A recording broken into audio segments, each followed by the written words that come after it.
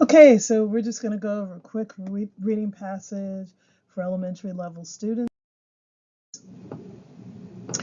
This is on César Chavez. So, a man who used to be shy and timid began a movement for farm workers. He spoke about unfairness, and unfairness to farm workers became an injustice that started a movement. This movement began in the United States. A group of farm workers were coming together to share an idea about change for the way farm workers were treated. The date was September 30th, 1962. This man was a Mexican-American man who had faced discrimination as a child. He stood up to people who were underpaying farm workers, regardless of the people's race. He hated to see discrimination, although he was often too timid to speak against the discrimination. This man was César Chavez. So after reading, we can answer questions. When did César start the National Farm Workers Association? And this is right here. So that's in text. There's no need to get this wrong.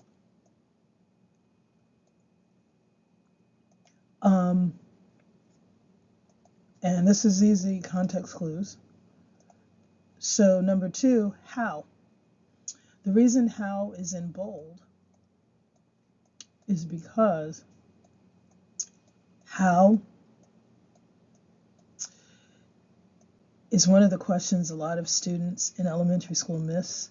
Difference between how and why, and they start answering questions in the how section that really should be in the why section. So how, you go over here, and right here it says it became an injustice that started a movement. Now this statement does not directly state that César Chavez started a movement.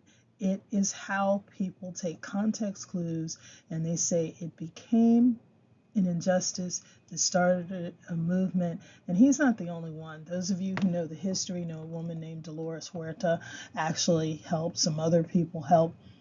And he used to be shy and timid.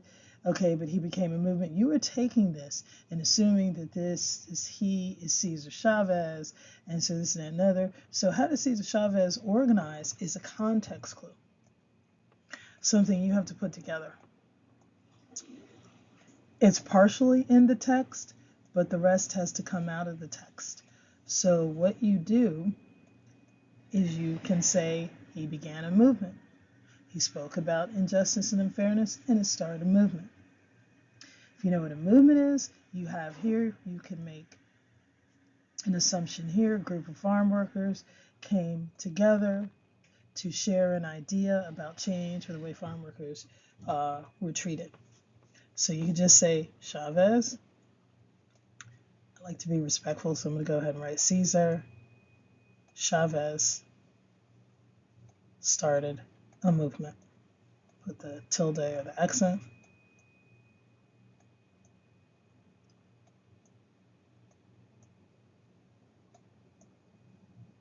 So he began a movement.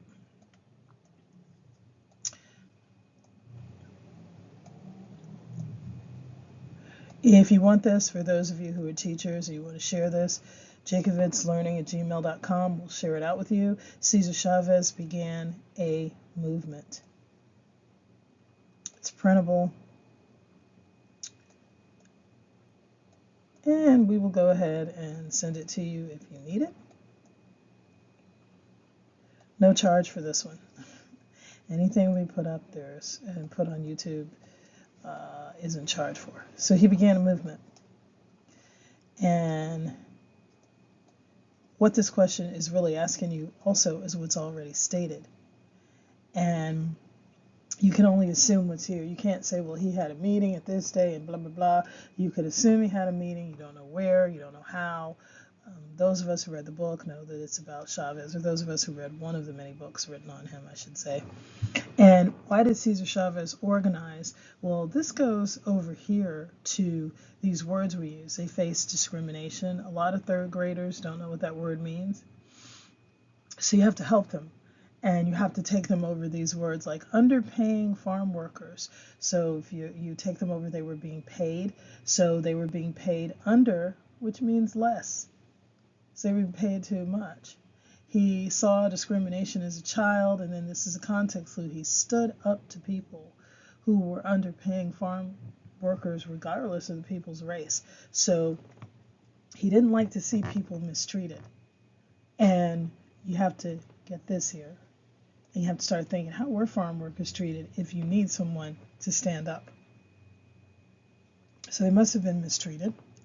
And why did César organize the NFWA, National Farm Workers Association? It's because the farm workers were being mistreated. So all these questions are thinking questions that help people answer, and they seem pretty obvious, but once students get on a test, they get too tired, their brain starts wearing down, they don't want to test. It really gets harder, and in these simple things they won't think through. So these activities, in these activity sheets, these work sheets, taught to teach them so that they could get better.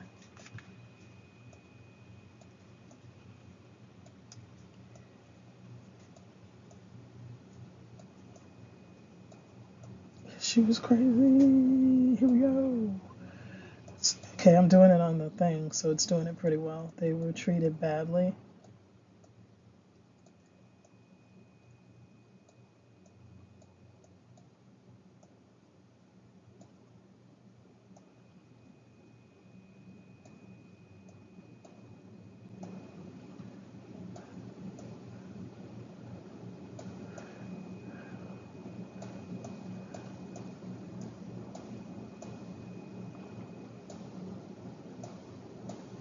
So pretty much straightforward answer. Let's go on to the last slide. What does the word timid mean in this sentence? So here it is. A man who used to be shy and timid began a movement for farm workers. He spoke about unfairness, and unfairness to farm workers became an injustice that started a movement. So an injustice that started a movement, shy and timid. So is it unhappy? Well, could be. Maybe if he's unhappy, so I'll put a question mark. He wants to start a movement. Timid could also be angry.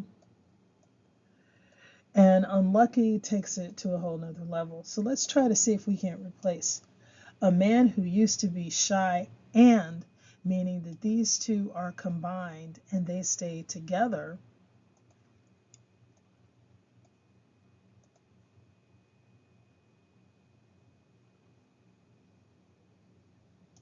Became angry, fearful. So is it shy and angry?